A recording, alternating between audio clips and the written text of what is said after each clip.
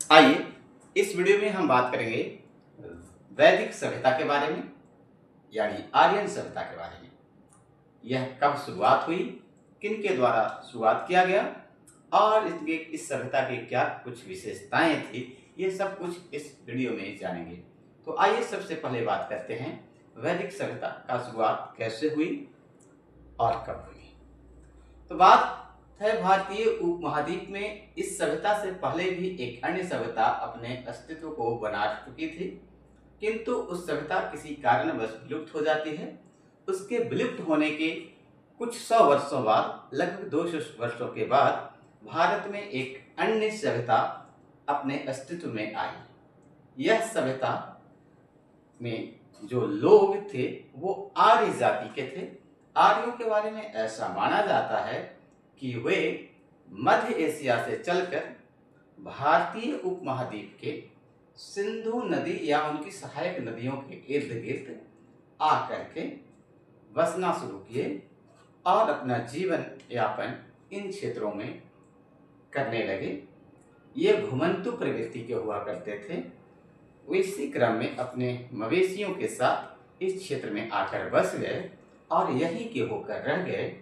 इस आधार पर इन आर्यों के द्वारा बसाई गई सिंधु की सहायक नदी, जिसे सप्तसंधव क्षेत्र भी कहा जाता है, इन क्षेत्रों में बसाने के बाद एक नई सभ्यता का उत्पत्ति हुई, जिसे हम आर्यन सभ्यता, या चूंकि इसी काल में वेदों की रचना हुई थी इस वजह से इसे वैदिक सभ्यता भी कहते हैं।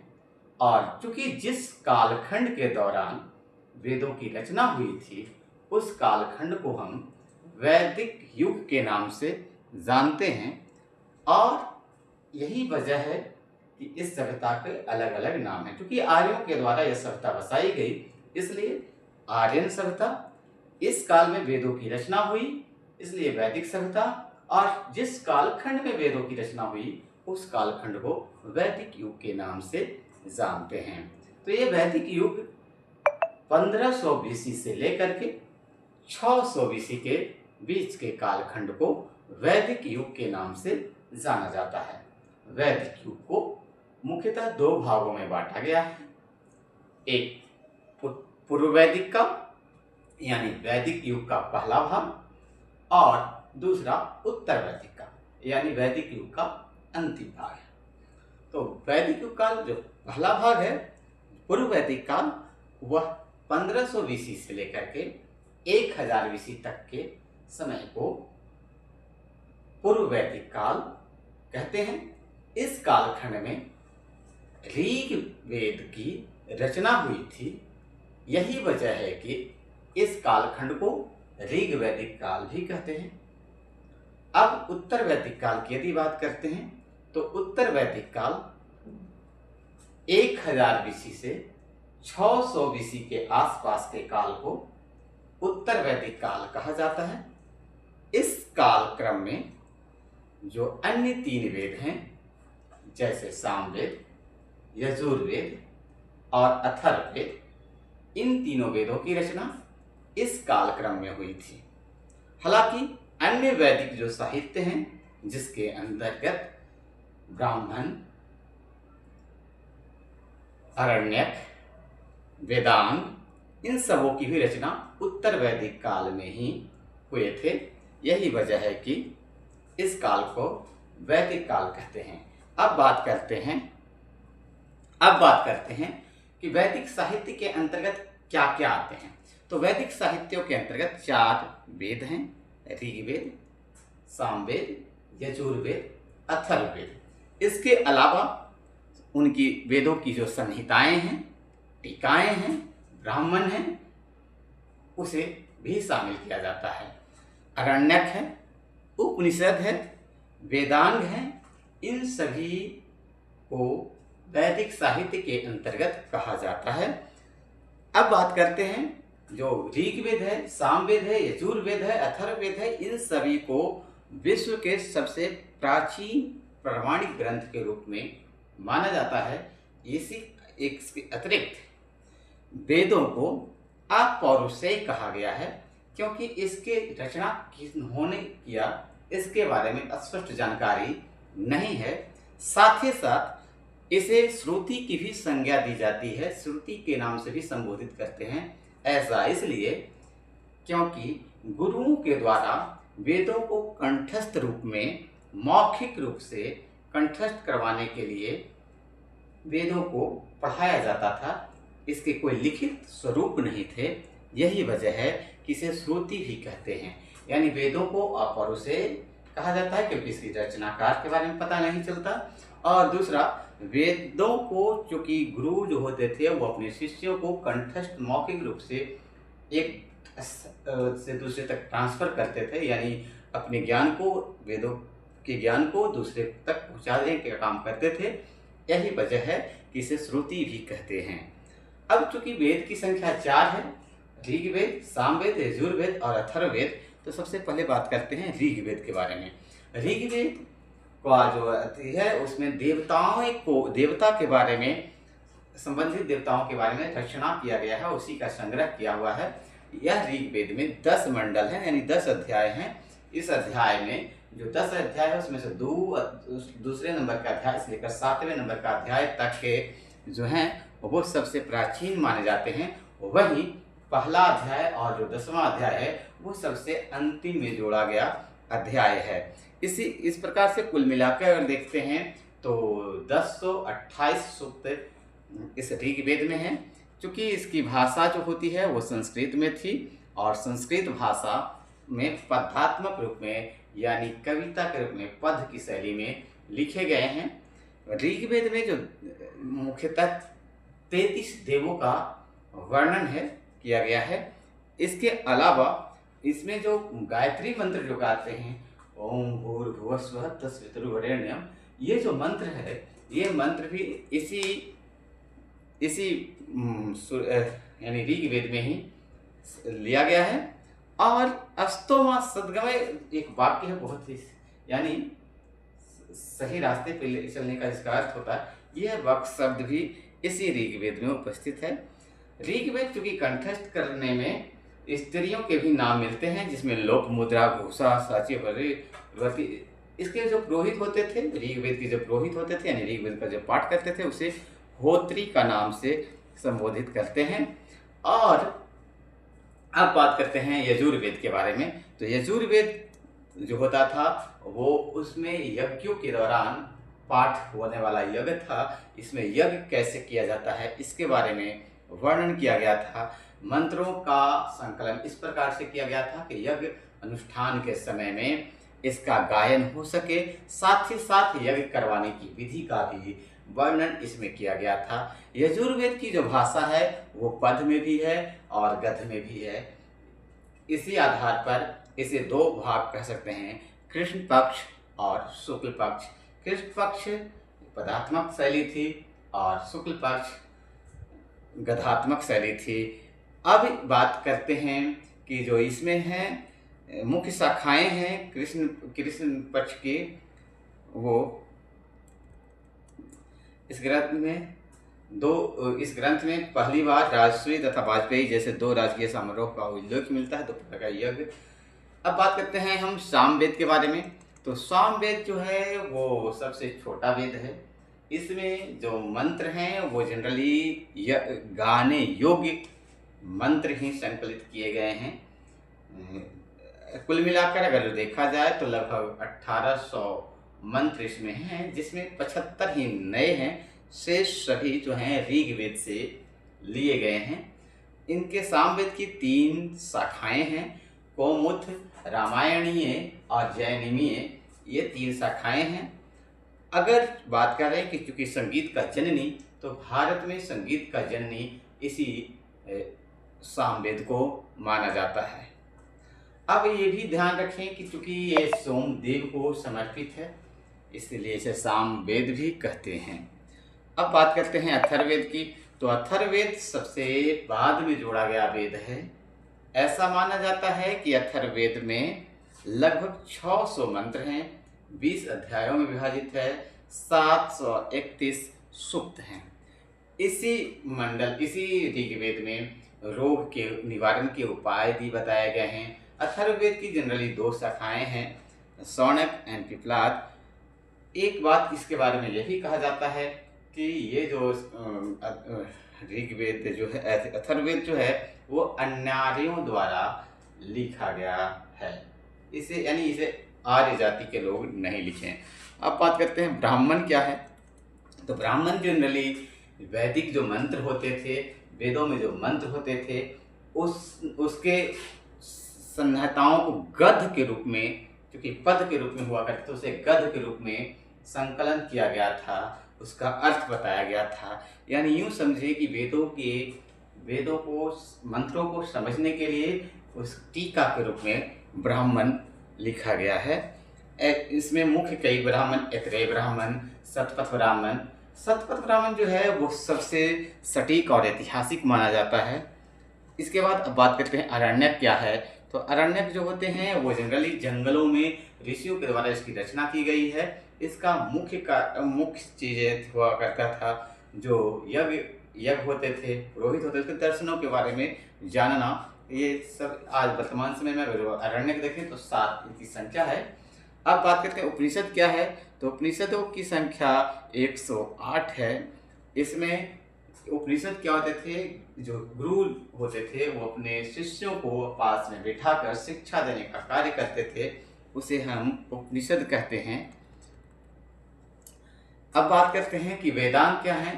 तो वेद में वैदिक अध्ययन के लिए 6 प्रकार की विद्याएं थी, उसमें इसीलिए इसे वेदांत कहा गया। इसे यानी वेदों का अंग है। इसे पौरुषेय होने के साथ ही श्रुति साहित्य पृथक गिना जाता है। यही वजह है कि इसे स्मृति भी कहा जाता है, क्योंकि मनुष्य की जो कृति मानी जाती है, वेदांत सूत्र के रूप में इसे कम से शब्दों में अधिक करने का प्रयास किया गया है। और वेदांगों की जो संख्या है वो 6 है। शिक्षा, कल्प, निरुक्त, व्याकरण और छंद, ज्योतिष। जो शिक्षा है उसमें स्वर का ज्ञान होता था। कल्प होता है, उसमें धार्मिक रीति रिवाज एवं उसकी नियम पद्धति है। निरुक्त में शब्दों की उत्पत्ति शास्त्र, यानी शब्द का उत्पत्ति कहाँ से हुई है। व्याकरण में उसके शब्दों का विन्यास, यानी वाक्यों का विन्यास। छंद में छंद बनाने की पद्धति। और ज्योतिष में खगोल विज्ञान के बारे में अध्ययन किया जाता था। इसके बाद बात करते हैं सूत्र साहित्य क्या है। तो सूत्र साहित्य जो होते हैं वो वैदिक साहित्य का अंग नहीं है, फिर भी वैदिक साहित्य को समझने में ये अधिक जो महत्व के वाली चीज़ है। इन सूत्रों में कल्प सूत्र, स्रोत सूत्र, शुल्क सूत्र, धर्म सूत्र, गृह सूत्र इत्यादि आते हैं। जैसे कल्प सूत्र में ऐतिहासिक दृष्टि कौन से ज़्यादा महत्वपूर्ण है। स्रोत सूत्र महायज्ञ से संबंधित विधि विधान का व्याख्या करता है। शुल्क सूत्र यज्ञ और अग्निवेदी का निर्माण में क्या इसका माप होगा, क्या इसके नियम हैं, इसके बारे में टोटल स्वरूप इसका बारे में वर्णन करता है। धर्म सूत्र इसमें जो होते हैं उसमें सामाजिक और धार्मिक कानून का नियम बनाए गए हैं। और गृह सूत्र जो है वो पारिवारिक संस्कारों या उत्सवों या जो यज्ञ होते हैं उसके विधि विधानों की चर्चा की गई है। अब बात करते हैं राजनीतिक स्थिति क्या है। तो राजनीतिक स्थिति में अगर देखते हैं तो ऋग वैदिक काल में मुख्यतः एक कबीलाई व्यवस्था थी, यानी एक ग्रुप में चलने वाली जो ऋग वैदिक सभ्यता थी, इस प्रकार से थे ये। चूँकि यह एक सभ्यता ग्रामीण सभ्यता थी, यानी कोई शहरी सभ्यता नहीं था। यहाँ के जो राजा हुआ करते थे उसे गोमती कहा जाता था। वैदिक काल में जो राजतंत्र की प्रचलन था, इसमें शासन का जो प्रमुख होता था वो राजा हुआ करता था। राजा वंशानुक्रम तो चलता था ही, किंतु इसमें जनता को यह अधिकार था कि वह राजा को हटा सकता है। क्षेत्र विशेष का वो राजा नहीं होता था, वो अपने समुदाय का राजा हुआ करता था। राजा जो होता था युद्ध को नेतृत्व करता था, उसे कर वसूलने का अधिकार तो नहीं था, किंतु जनता स्वेच्छा से जो अपना दे दिया करते थे उसी से राजा का खर्च चलता करता था। राजा पर शासन करने के लिए जो होते थे उसमें 3 प्रकार की समितियां हुआ करती थी, सभा, समिति और विद्वत। सभा, समिति और विद्वत। विद्वत जो होता था सबसे प्राचीन संस्था थी और सभा समिति बाद में जोड़ी गई थी। ऋग्वेद अथर्ववेद में सभा एवं समिति को प्रजापति की दो पुत्रियां के रूप में माना गया है। समिति का जो मुख्य कार्य होता था वो राजा का चुनाव करना था। समिति का जो मुख्य कार्य था वो इस समिति का जो मुख्य होता था वो ईशान या पति कहलाता था। विद्वत जो हुआ करता था, ये विद्वत एक ऐसा था जिसमें स्त्री पुरुष दोनों सम्मिलित हुआ करते थे। जनरली जो विद्वत होते थे वो पारिवारिक समूह के रूप समारोह में या धार्मिक अनुष्ठान आदि या जो भी सामाजिक कार्य हुआ करते थे, ऐसे कार्यों में विद्वत नाम की समिति हुआ करते थे। यही वजह है कि इसमें स्त्री और पुरुष दोनों भाग लिया करते थे। वहीं अगर जो बात करते हैं कि सभा, तो सभा श्रेष्ठ लोगों की ही संस्था थी। इसमें निचले स्तर के जो लोग हुआ करते थे वो शामिल नहीं हुआ करते थे, जबकि जो समिति होती थी वो आम जनप्रतिनिधि की सभा होती थी, यानी समिति में सब लोग भाग ले सकते थे। और इन सबों में सबसे प्राचीन जो हुआ करता था वो विद्वत हुआ करता था। ऋग्वेद में जो सबसे ज्यादा बार इस्तेमाल हुआ है वो विद्वत का ही इस्तेमाल हुआ है। कुल मिलाकर 122 बार इसका चर्चा हुआ है। सैन्य संगठन की यदि बात करते हैं तो एक गण सार्ध नाम के जो कबीलाई संगठन हुआ करते थे, इस प्रकार से इनका संगठन होता था। शतपथ ब्राह्मण के अनुसार से अभिषेक जिसका भी हो जाता था उसे राजा मह बन जाता था। राजसूय यज्ञ करवा लेते थे तो उसे राजा कहते थे, और वाजपेयी यज्ञ करवा लेते थे तो उसे सम्राट की उपाधि दी जाती थी। स्पर्श जो होता था गुप्तचरों को कहा जाता था, और पुरुष दुर्गपति को कहा जाता था। यानी जो गुप्तचर थे दूसरे जगह का न्यूज समाचार दूसरे जगह लाके राजा को बताया करते थे, उसे गूढ़ कहते थे, स्पर्श कहते थे। और जो पुरुष होते थे, पुरुष उसने कहा जाता था जो दुर्ग का क्या किया करते थे, दुर्ग का संरक्षक हुआ करते थे, दुर्ग का अधिकारी हुआ करते थे। अब बात करते हैं राजा का प्रशासनिक के लिए कुल मिला के 12 रत्नीन होते थे, यानी 12 लोगों का एक समूह होता था जो उन्हें सहयोग करते थे।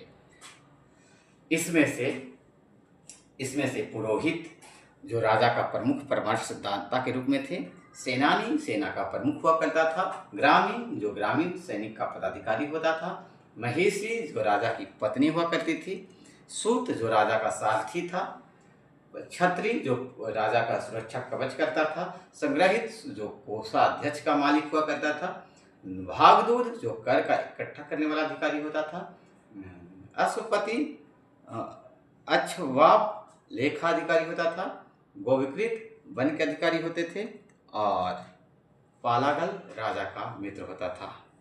इन प्रकार के 12 रत्न होते थे। चारागाह के प्रधान को वज्रपति और लाला को उदर के प्रधान को ग्रामीण कहा करते थे। अब बात करते हैं ऋग्वेद का जो पाठ करते थे उसे होत्री कहते थे। सामवेद का जो पाठ करते थे उसे उद्गाता कहते थे। यजुर्वेद का जो पाठ करते थे उसे अर्धव्यु कहते थे, और संपूर्ण वेदों का जो पाठ करता था उसे ब्रह्मा कहते थे। अब बात करते हैं कि सामाजिक स्थिति क्या थी। तो ऋग्वेद के 10वें मंडल में 4 वर्णों का उल्लेख मिलता है। इनमें से वर्ण व्यवस्था कर्म आधारित हुआ करती थी। 10वें मंडल में सबसे बाद का चूंकि जोड़ा गया है, इसी वजह से इसमें ये दिखा गया है। समाज उस समय का पितृसत्तात्मक था। समाज संयुक्त रूप से चला करता था। परिवार का जो मुखिया होता था उसे कुलप कहते थे। कुलप और परिवार को कुल कहता था। कई कुल मिलते थे तो एक ग्राम बनता था, और कई ग्राम मिलते थे तो एक विश्व बनता था। कई विश्व मिल करके एक जन बनता था, और कई जन मिलते थे तो जनपद बनते थे। अतिथि सत्कार उस समय की सबसे ज़्यादा महत्व की चीज़ हुआ करती थी। एक जो मुख्य चीज़ यहाँ पर मिलती है कि भिखारी जो हुआ करते थे, कृषि दास हुआ करते थे, इसका अस्तित्व उस जमाने में नहीं हुआ करते थे। संपत्ति की जो इकाई हुआ करती थी वो गाय थी। यही विनिमय का माध्यम भी था। ध्यान रहे कि उस समय सारथी जो ये रथ को चलाया करते थे और बढ़ई, इसका विशेष सम्मान प्राप्त था। अस्पृश्यता, सती प्रथा, पर्दा प्रथा, बाल विवाह इत्यादि इन सभी चीज़ों का उस जमाने पर चलन नहीं था।